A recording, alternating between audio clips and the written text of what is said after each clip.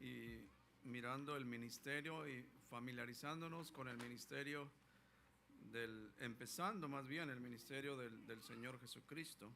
Así es que allí en Lucas capítulo 4, y vamos a estar hablando acerca de la tentación de Jesús, del versículo 1 al 13, y ustedes me van a seguir.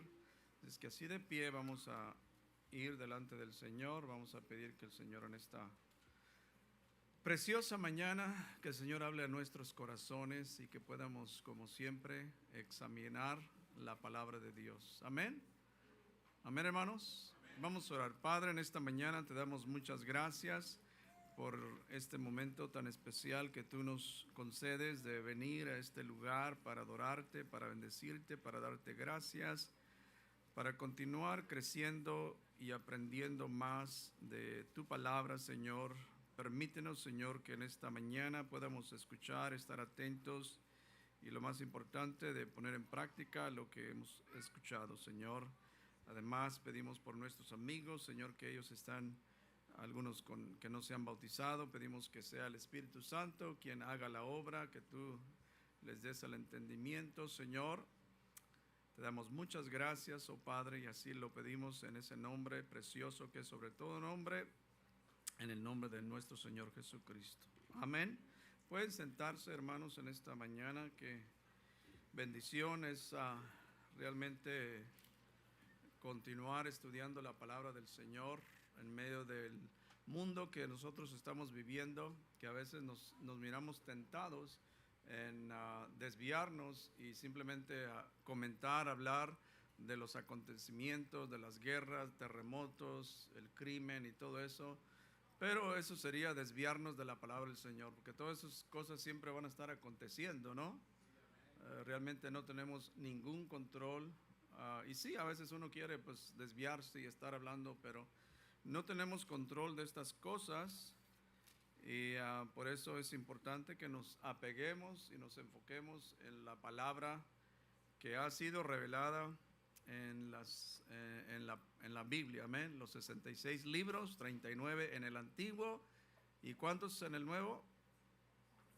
Yo pensé que se la habían así rápido, 27, amén. 39 y 27, 66 libros con un periodo de 1600 años, 40 autores, y que la palabra es inerrante, es infalible, es la palabra de Dios autoritativa, amén.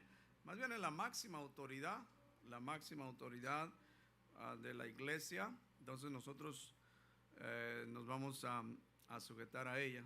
Ahora, antes de entrar al tema de la tentación de Jesús, y no quisimos mencionar lo que es la genealogía de nuestro Señor Jesucristo, pero vamos a entrar. Pero antes de entrar al tema de la tentación de Jesús, ¿por qué no damos un vistazo antes de la tentación, al principio del ministerio de nuestro Señor Jesucristo? Porque la misión de nuestro Señor, que Él vino a predicar el evangelio del reino, y Él vino a darse a conocer a su pueblo como el Mesías, y finalmente la misión era redimir, que Él mismo se convertiría en el Cordero de Dios que sería sacrificado por nuestros pecados. Entonces es importante dar un vistazo antes de que Él empiece su ministerio, dar un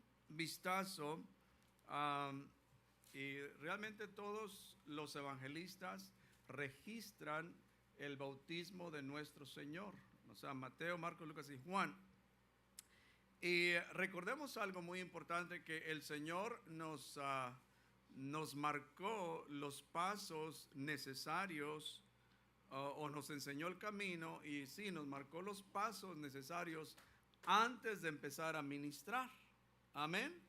Antes de empezar a ministrar a las personas, entonces Él mismo se sujetó a ese plan ordenado. Miremos ahí nuevamente unos 2 versículos en Lucas capítulo 3, versículo 21 al 22, dice: aconteció que cuando todo el pueblo se bautizaba, y lo dice aquí Lucas, también Jesús fue bautizado, y orando el cielo se abrió. El bautismo el bautismo era y es ¿para qué? Para el perdón de nuestros pecados. Todos aquellos que reciben a Jesús como el Señor y Salvador de sus vidas tienen que ser bautizados en agua, tal como el Señor declaró que el que creyere y fuere bautizado será salvo. El que creyere y fuere bautizado será salvo, mas el que no creyere será condenado. Entonces Jesús fue bautizado no para el perdón de los pecados. Cristo no tenía ningún pecado, hermanos. Amén.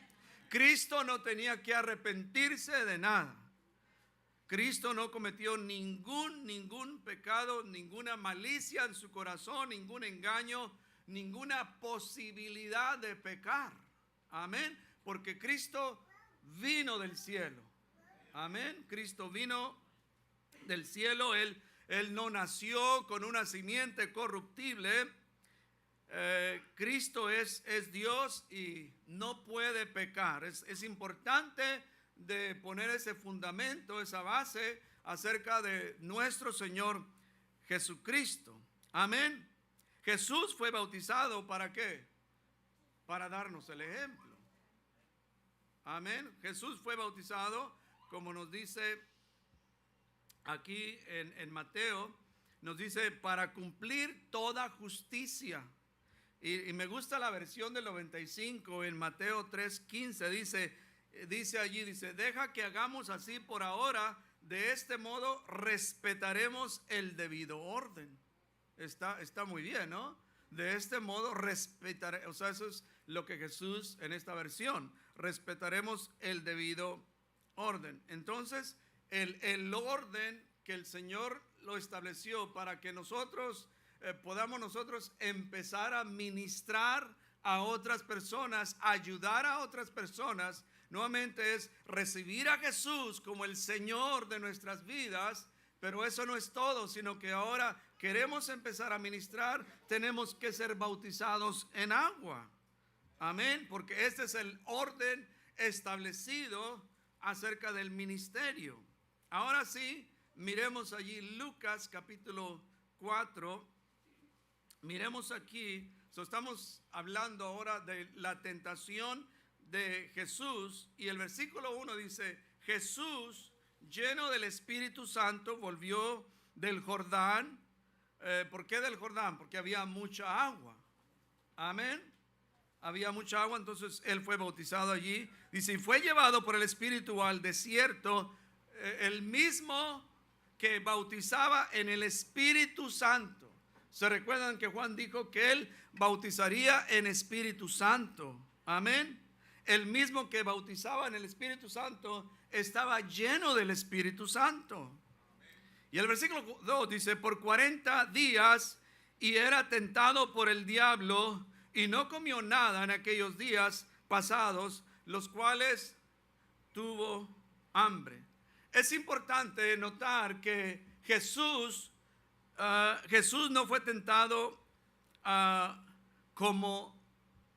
Jesús no fue tentado como Dios. O sea, Dios no puede ser tentado por el mal. Amén. Dios no puede ser tentado por el mal porque Él es Dios. Dios no tienta a nadie. Jesús fue tentado en su humanidad, no en su divinidad. ¿Sí me explico? Jesús fue tentado en su humanidad, pero nuevamente debemos de decir es sin pecado. Jesús fue tentado en su humanidad, pero sin pecado. Hebreos 4:15 dice, sino uno que fue tentado en todo, dice, según nuestra semejanza. Y nuevamente dice, pero sin pecado. Amén. Jesús se despojó de su divinidad. Jesús tomó forma de siervo. Jesús fue semejante a los hombres. Y el tiempo que Jesús fue tentado, o sea, él ayunó, dice, después de ayunó 40 días, que es algo similar a Moisés. Si miramos allí brevemente en Éxodo capítulo 34, verso 28, y dice, y acerca de Moisés, dice, Y él estuvo allí con Jehová 40 días y 40 noches, o sea, hablando de Moisés. Entonces, es algo similar a Moisés. Y lo dice, no comió pan ni bebió agua. Además, los 40 días y 40 noches que el Señor ayunó, además también es algo similar al pueblo de Israel. Miremos en Números capítulo 14 verso 33, dice, y vuestros hijos andarán pastoreando en el desierto 40 años, y ellos llevarán vuestras rebeldías hasta que vuestros cuerpos sean consumidos en el desierto. Verso 34 dice, conforme al número de los días, de los 40 días en que reconociste la tierra, llevaréis vuestras iniquidades 40 años, un año por cada día, y conoceréis mi castigo. Ahora, desde el principio del ministerio de nuestro Señor Jesucristo, el Satanás entró a la escena. Amén. Nuevamente, el Satanás desde el principio, el Satanás, y la pregunta es, ¿quién es el Satanás? ¿Quién es el Satanás? Algo muy breve, pero Satanás significa en hebreo es el adversario. El diablo peca desde el principio. El diablo es mentiroso. El diablo es el padre de toda mentira. Pero también es importante saber que el Satanás no es omnipotente. Amén. El Satanás no es omnisciente. El Satanás no es omnipresente. Sí, ciertamente el enemigo anda de un lugar a otro, pero él no es omnipresente. Solo el Dios de la Biblia tiene esos atributos. El Dios de la Biblia es el Todopoderoso. Él conoce todas las cosas. Amén. Pero la misión es importante también notar que la misión de el Satanás aquí en el mundo es engañar. Y para su información, el enemigo lleva 6,000 años. 6,000 años tratando con la humanidad. Y la Biblia dice que nuestro adversario, el diablo, es como un león rugiente buscando a quien devorar. Alabado sea el nombre del Señor. Ahora miremos el versículo 3. Dice, entonces el diablo le dijo, si eres hijo de Dios, di a esta piedra que se convierta el pan. Ahora, el Satanás sabía que Jesús era el Hijo de Dios. El Satanás no estaba cuestionando acerca de Jesús si era el Hijo de Dios. Alguien dijo que el texto pudo haber dicho, ya que tú eres Hijo de Dios. Entonces, el plan de Satanás era desviar a Jesús del propósito que él tenía, o sea, para que Jesús creyera en una trampa. Amén. Ese era el propósito.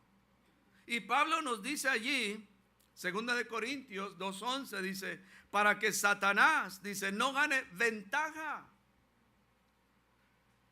alguna sobre nosotros, dice, porque no ignoramos que sus maquinaciones, es decir, no debemos ignorar sus artimañas. Porque el enemigo tiene sus artimañas, quiere engañarnos. Y ha engañado a mucha gente. El enemigo sabemos que tiene malas intenciones. Pero también debemos, como ya lo hemos dicho, que Jesús en su humanidad se sujetó a la voluntad del Padre. En su humanidad Jesús creció en sabiduría.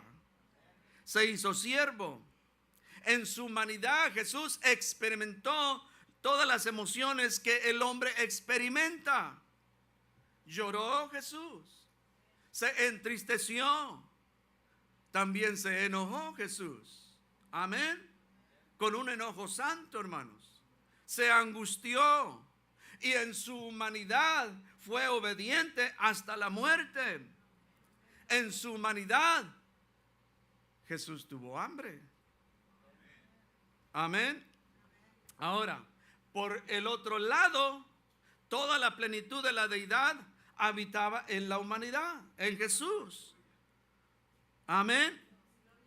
Por lo tanto, Jesús tenía el poder para convertir un palo a pan, una piedra a pan.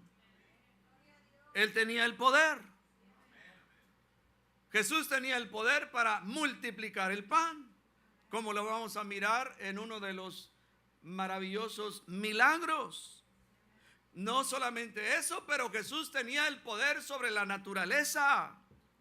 Jesús tenía y tiene el poder sobre el reino de las tinieblas.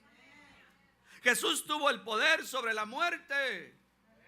La muerte no lo pudo detener.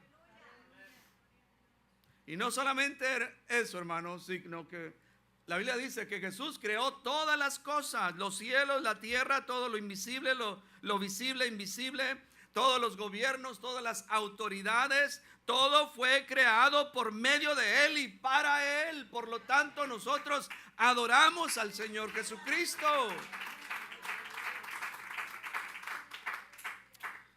Por eso me gusta Timoteo capítulo 1 verso 17, dice, por tanto, dice el apóstol, dice, al Rey de los siglos, inmortal, invisible, al único y sabio Dios. Entonces, refiriéndose al Señor Jesucristo, dice, sea honor y gloria por los siglos de los siglos. Amén. Y podemos poner alguna aplicación de la tentación y haciendo algunas preguntas.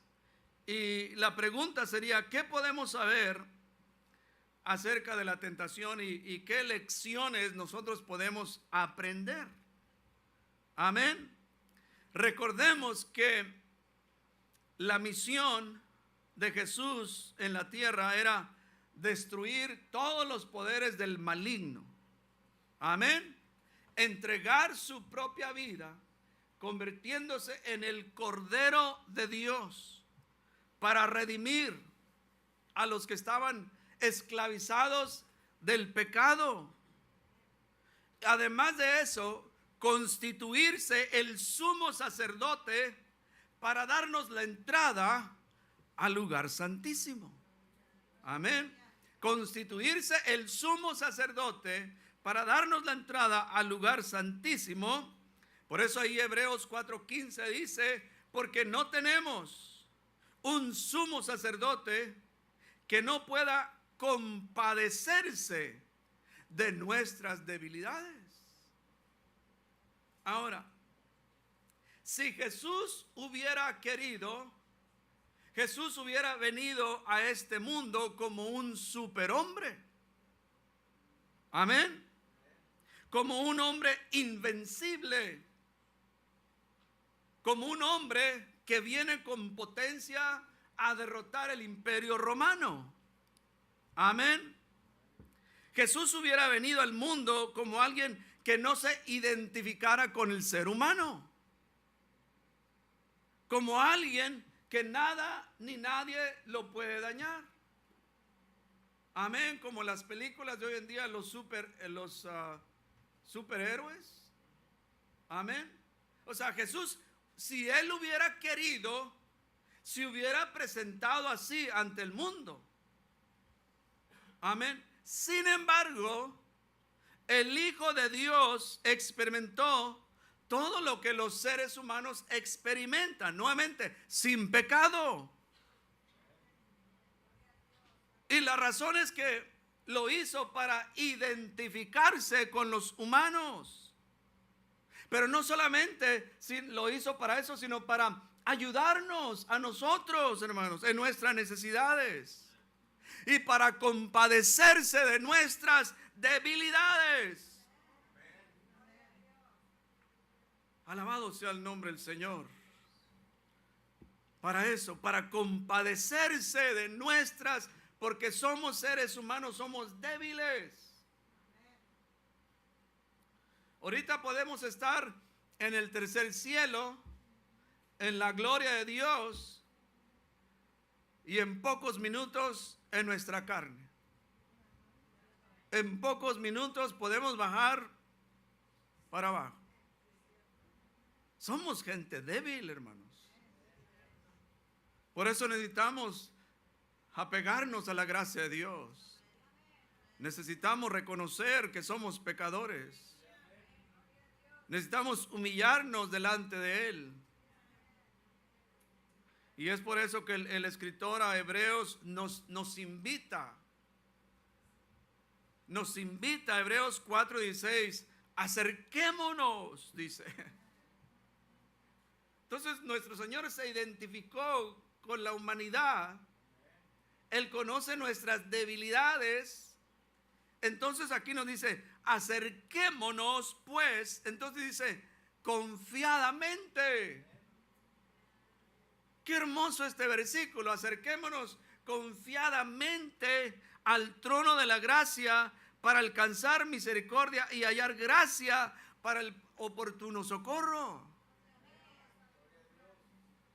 Porque lo peor es nosotros nos distanciamos, pecamos, fracasamos y luego nos distanciamos, dejamos de venir a la iglesia y poco a poco dejamos de venir. No, hay que acercarnos al trono de Dios, al trono de su gracia. Hay que acercarnos para alcanzar su misericordia. Y Él no nos va a desechar. Él nos va a recibir si somos sinceros, hermanos. Ahora la otra pregunta es, ¿qué significan las tres tentaciones? Miremos ahí en Primera de Juan, capítulo 2, verso 16. Y aquí Juan nos dice, porque todo lo que hay en el mundo, los deseos de la carne, los deseos de los ojos, y la vanagloria de la vida. Tres ahí. Amén. Ahora, desde la caída del hombre, todo hombre, toda mujer han luchado con estas tres áreas negativas de la vida. Amén. Los deseos de la carne, los deseos de los ojos, la vanagloria de la vida. Y algo interesante, hermanos, si examinamos que el Satanás usó la misma estrategia con Adán y Eva. La misma estrategia que él estaba usando con Jesús. La usó con Adán y Eva para hacerlos caer. Porque si examinamos allí en Génesis capítulo 3, ahí nos damos cuenta que Eva miró el árbol, amén, miró el árbol, era bueno, delicioso para comer, amén. Y luego además era delicioso para comer, además era agradable ¿a qué? A los ojos. Delicioso, mi carne desea, oh, qué rico. Manzana, pera, banana, no sé qué tipo de. Muchos dicen que era una manzana. No, la Biblia no dice manzana, simplemente comió del fruto. Entonces la mujer vio el árbol que era bueno, agradable a los ojos, y luego otra cosa dice ahí, codiciable para alcanzar sabiduría. Lo mismo, hermanos, la misma estrategia. Entonces, hermanos, esta es la debilidad de todo ser humano que ha caído en el mundo. Amén. O sea, todos luchamos con estas tres áreas. Esa es la raíz de la tentación. Cristianos o no cristianos. Todos luchamos en esas áreas, hermanos. Y también algo más que tenemos que saber de estos deseos que son del mundo, en 1 de Juan 2:16 dice, porque todo lo que hay en el mundo, y lo dice, los deseos de la carne, los deseos de los ojos y la vanagloria de la vida, dice, no proviene del Padre, sino del mundo. Entonces allí el Satanás empieza esa estrategia a atacar a Jesús. tentar a Jesús. Entonces el Satanás empieza y le dice, di a esta piedra que se convierta en pan. El deseo de la carne.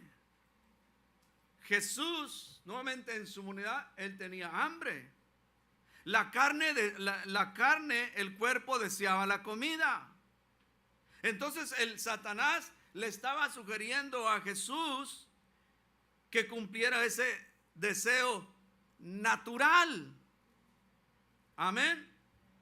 Ahora, es importante decir que nosotros, por un lado, tenemos los deseos naturales que no pueden ser llamados deseos pecaminosos.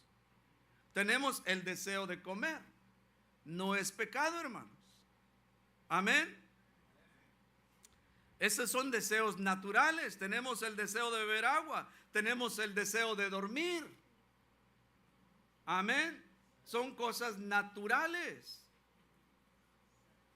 Y los casados no digan amén, pero también el deseo de la intimidad dentro del matrimonio. Amén. Muy serios están en esta mañana, hermanos. Entonces son deseos naturales, normales, que todo ser humano tiene. Ahora, pero por el otro lado están los deseos pecaminosos dentro de nuestra carne que nosotros tenemos que controlar. Porque si no los controlamos, si no tenemos dominio propio, esos deseos nos van a controlar. Amén, hermanos. Y la Biblia tiene mucho que decir. Mucho que decir acerca de estos deseos. Solamente vamos a mirar 3 versículos. Romanos 13:14 dice, sino vestidos del Señor Jesucristo, dice, y no proveáis. ¿Para qué? No proveáis para los deseos de la carne. Y luego Gálatas 5:16 dice, digo pues, andad en el Espíritu, y ahora dice, no satisfagáis. Entonces ahí es donde uno tiene que disciplinarse, uno tiene que tener el control. Amén. Uno es el que tiene que hacer algo. Alabado sea el nombre del Señor. Entonces, no proveer para los deseos de la carne, no satisfacer esos deseos, pero eso no es suficiente. Entonces, para eso es importante. Por eso dice allí que debemos de vestirnos del Señor Jesucristo, que tenemos que andar en el Espíritu. Si no nos vestimos del Señor Jesucristo, si no andamos en el Espíritu, entonces fácilmente vamos a caer en esa tentación. Ahora, Pablo nos dice algo más acerca de los deseos pecaminosos. Colosenses 3:5 dice, aquí dice, haced ¿qué? Haced morir. Hacer morir pues lo terrenal en nosotros. Amén. ¿Cómo hacemos morir algo? No alimentarlo. Mientras que nosotros estamos alimentando ese deseo que tenemos.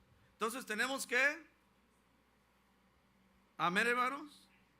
Ahora, mire la respuesta de Jesús, versículo 4. La respuesta de Jesús a Satanás. ¿Cómo es que Jesús venció al Satanás?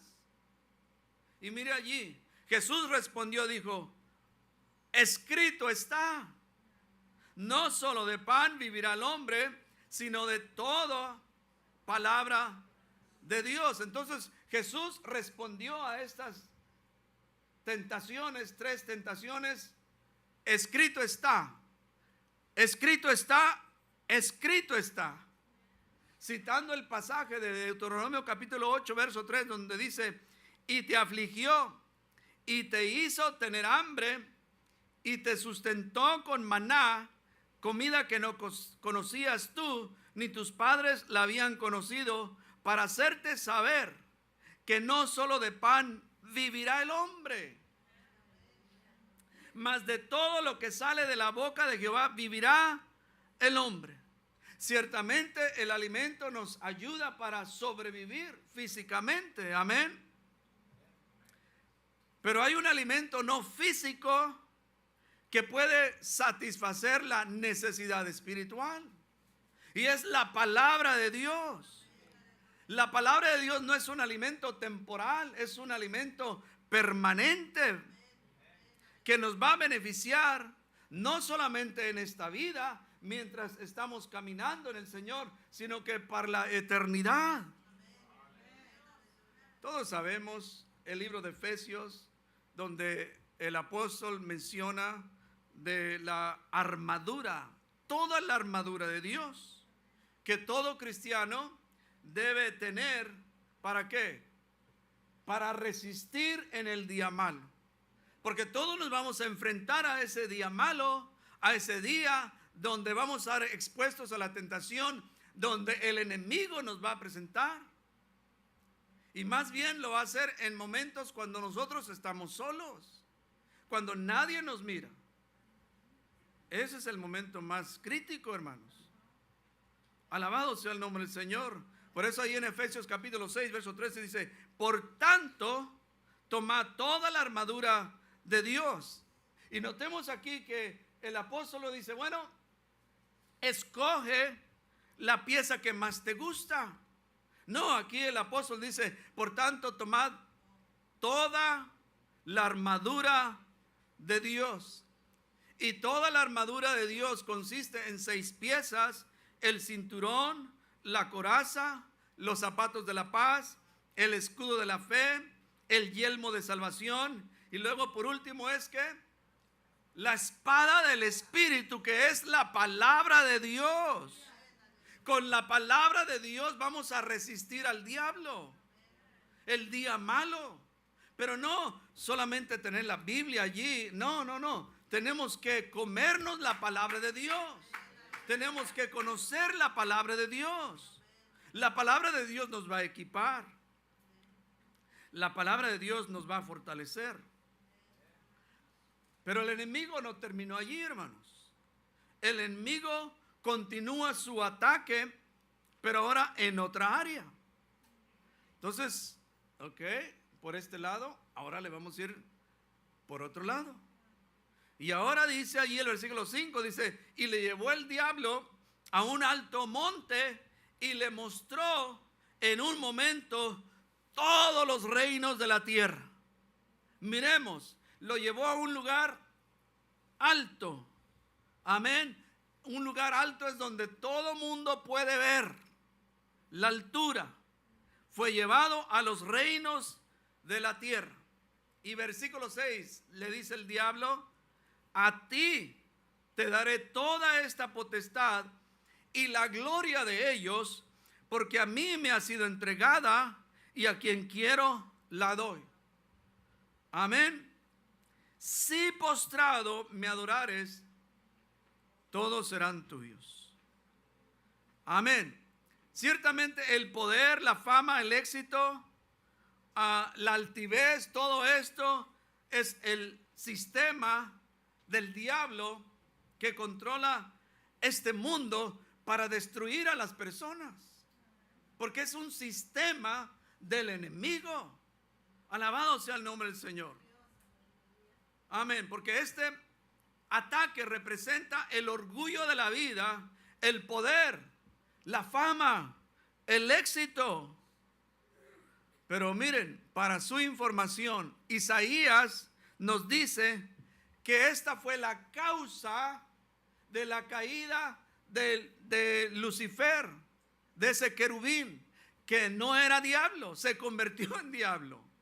Esa fue la causa. Miren Isaías 14:13.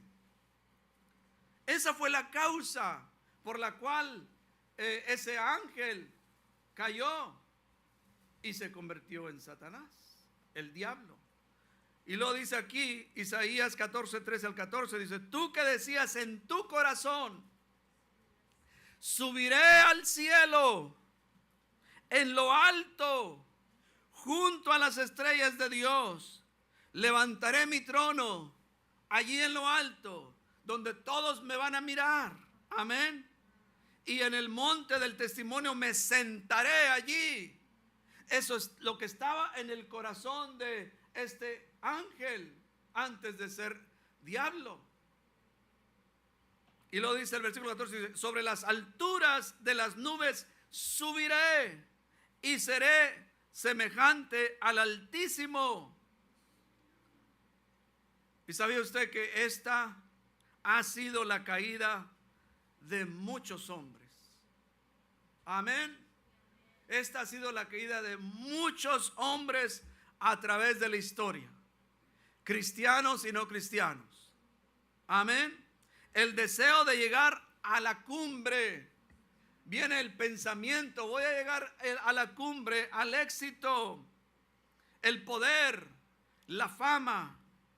Pero mire lo que dice Proverbios 16, 18. Dice, antes del quebrantamiento está la soberbia, y antes de la caída, la altivez de espíritu. La palabra de Dios, todo lo mira. No hay nada oculto, hermanos. Y luego el versículo 21, Proverbios 21:4 dice, altivez de ojos y orgullo de corazón y pensamiento de impíos, dice, son pecado. Que Dios nos ayude, hermanos, que siempre mantengamos ese espíritu de humildad. Amén. Que siempre el Dios del cielo nos ayude. Y no podemos decir, bueno, una vez humilde, siempre humilde. No, Señor. Tenemos que trabajar todos los días. Todos los días yo tengo que trabajar. Porque a veces la carne, no te dejes. Diles tú también tienes, tú también. No. También yo batallo con este orgullo, hermanos. Entonces, tenemos que todos los días, hermanos, trabajar en esta área. Porque Dios resiste a los soberbios. ¿Y qué dice? Y da gracia a los humildes. Queremos hallar gracia, queremos el favor de Dios. Hay que humillarnos bajo la mano poderosa de Dios. Y nuevamente la respuesta de Jesús, versículo 8, dice, respondiendo Jesús le dijo, vete de mí, Satanás. Me gusta eso, vete de mí, Satanás. Porque escrito está, al Señor tu Dios adorarás y a Él solo servirás. Y la única manera, hermanos, para saber lo que está escrito, la única manera para saber escrito está es leerlo. Amén. No vamos a saber escrito está si nosotros no nos damos la tarea en leer la palabra de Dios. Deuteronomio 6, 13 al 14 dice, a Jehová tu Dios temerás y a Él solo servirás. Y por su nombre jurarás. No andaréis en pos de dioses ajenos, de los dioses de los pueblos que están en vuestros contornos. Amén. Entonces nosotros tenemos la respuesta en nuestras manos a quien nosotros debemos adorar. Su palabra nos dice que Él es el único Dios que merece toda exaltación. Él es el único Dios que debemos servir, el único Creador. Salmos 73, 18 dice, y conozcan que tu nombre es Jehová, tú solo Altísimo sobre toda la tierra. Nuevamente, para poder conocer todo esto, tenemos que leer. Tenemos que leer, amén. Tercera tentación, versículo 9 dice, y le llevó a Jerusalén y le puso sobre el pináculo del templo y le dijo, si eres hijo de Dios, échate de aquí abajo, porque escrito está, a sus ángeles mandará acerca de ti, que te guarden y en las manos te sostendrán, para que no tropieces con tu pie en piedra. Ahora, ¿se dan cuenta que ahora el mismo Satanás cita la palabra de Dios? Wow.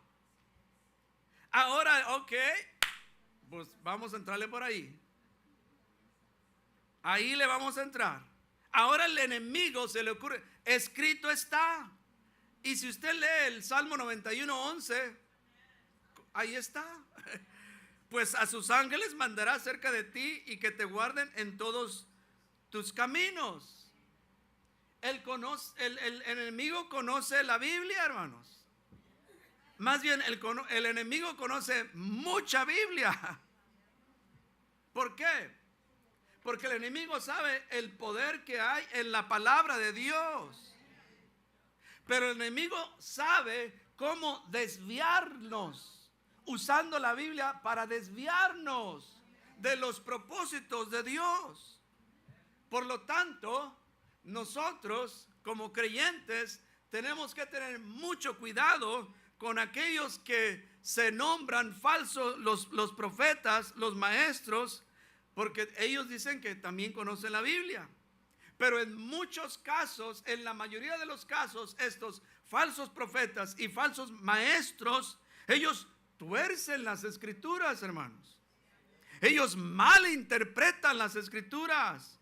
Ellos citan la Biblia fuera del contexto.